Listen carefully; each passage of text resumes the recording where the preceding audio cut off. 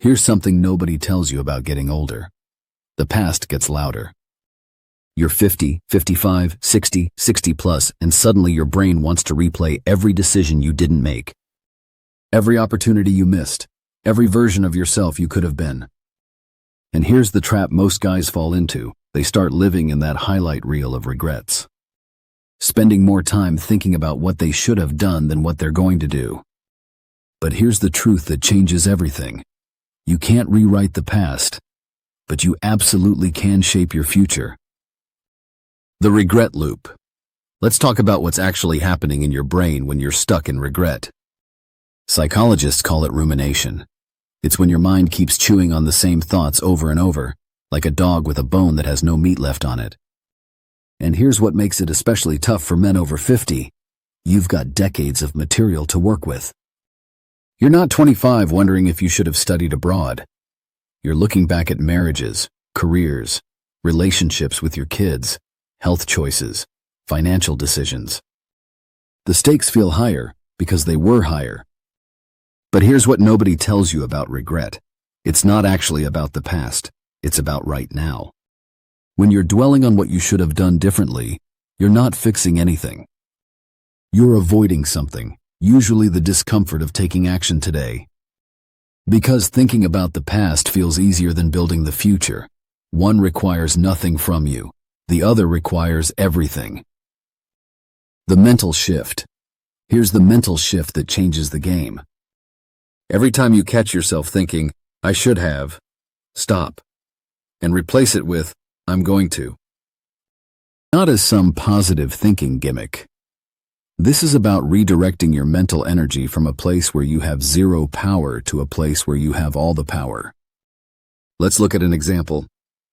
I should have taken better care of my health in my 40s becomes, I'm going to strength train 3 times this week. I should have been a better father when my kids were young becomes, I'm going to call my kids and listen without trying to fix everything. I should have saved more money becomes, I'm going to automate $500 to my investment account every month. The difference? One sentence drains your energy, the other focuses it. And here's something interesting about being over 50. You actually have an advantage younger guys don't have. You know what regret feels like. You know what wasted time costs. And that knowledge isn't a burden, it's fuel. You're done with the practice rounds. Everything you do now counts double because you're finally clear on what matters. The goal focus framework. Okay, let's get actionable. How do you actually stay focused on goals instead of getting pulled back into regret? You use the goal focus framework. 3 simple filters. Filter 1, can I control this? If it's in the past, the answer is no. Move on. If it's in the future, the answer is yes. Give it your attention. Your brain wants to solve problems, but it can't solve yesterday. Stop asking it to try. Filter 2, does this action move me forward? Not sideways, not in circles. Forward. Scrolling through photos of your younger self? Not forward. Calling an old friend you've lost touch with? Forward. Beating yourself up about your dad bod? Not forward. Scheduling a physical with your doctor? Forward. Filter 3, would my 70-year-old self thank me for this? This is the killer question.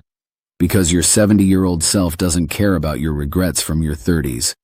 But he absolutely cares about what you do today. He wants you to build strength, to repair relationships that matter, to take the trip, to start the business, to finally write the book. I get it. I'm a man in my 50s. The past has weight, and some of that weight is heavy.